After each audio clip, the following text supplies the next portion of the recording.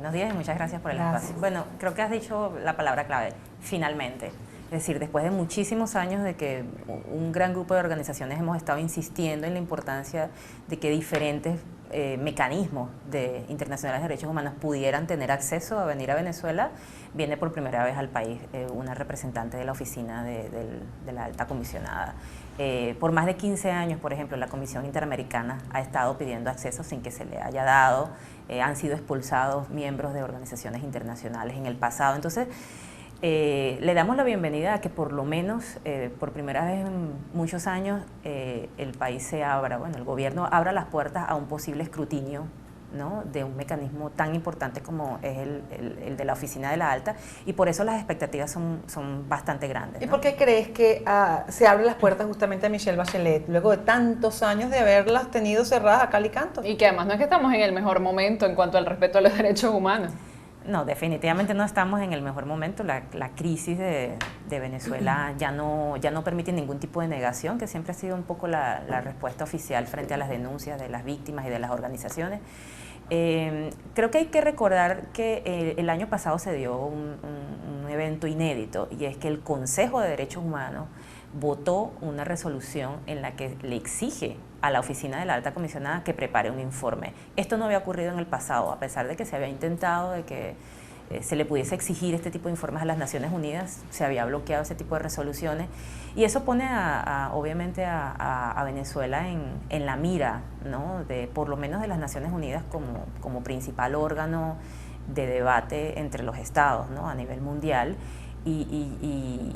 y obviamente se necesita, para el gobierno es importante que todas las voces estén representadas en ese informe, ¿no? Claro, pero el Consejo ordena abrir este informe a la alta comisionada, sí, pero el gobierno de Venezuela ha eludido y se ha pasado por encima cualquier cantidad de sentencias de la Comisión Interamericana de Derechos Humanos, Corte, etcétera.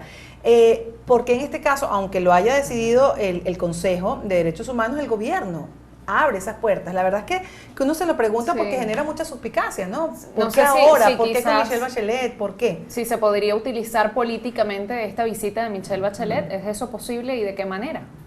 Creo que lo importante es recordar que Michelle Bachelet hoy en día es la alta comisionada de las Naciones Unidas para los Derechos Humanos.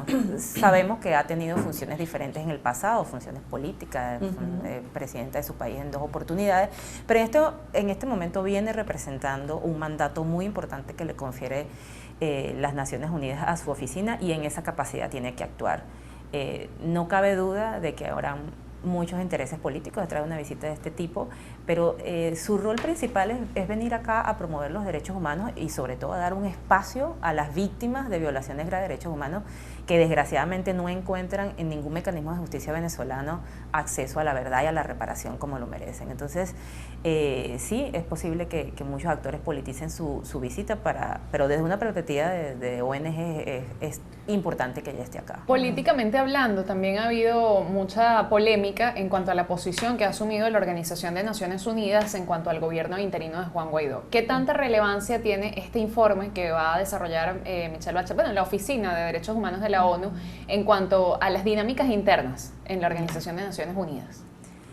Claramente el informe, y esto ya lo hemos visto en los 2 informes anteriores, porque esta oficina ya se ha pronunciado de una manera muy contundente sobre lo que sucede en Venezuela, da cuenta de las responsabilidades del Estado en la violación de derechos humanos, de quienes ejercen el uso de la fuerza, de quienes tienen en sus manos la capacidad de tomar decisiones para evitar o para por lo menos mitigar la crisis de salud y de alimentación. Y en este momento, y eso lo sabemos todos, quienes tienen control sobre las fuerzas de seguridad, quienes pudiesen estar tomando las decisiones para aliviar las crisis alimentarias y la crisis de salud, es por las autoridades bajo el mando de Nicolás Maduro, y el informe y lo que emita la alta comisionada va a fijar ese tipo de responsabilidades en ellos. Yo preguntaba, ¿por qué crees que ahora justamente el gobierno permite la entrada de la alta comisionada, en este caso en la figura de Michelle Bachelet? Porque ayer Enrique Capriles Radonsky fue gobernador de Miranda, fue candidato a la presidencia, le pedía a Bachelet no dejarse seducir por Nicolás Maduro, y ahí es cuando uno se pregunta si probablemente el gobierno pueda pensar que tiene las de ganar con Michelle Bachelet, porque en algún momento fue, bueno, muy cercana al gobierno de Hugo Chávez. En este caso, Capriles le pide no dejarse seducir, porque vería algún temor de que eso pudiera ocurrir. Carolina, ¿qué crees? Bachelet llega aquí después de no solo muchos años de trabajo de su oficina, sino después de la visita de un equipo técnico que se dio hace apenas unos meses, que tuvo la oportunidad, también fue por primera vez que el equipo técnico tuvo entrada al país, justamente porque está preparándose para la producción del informe.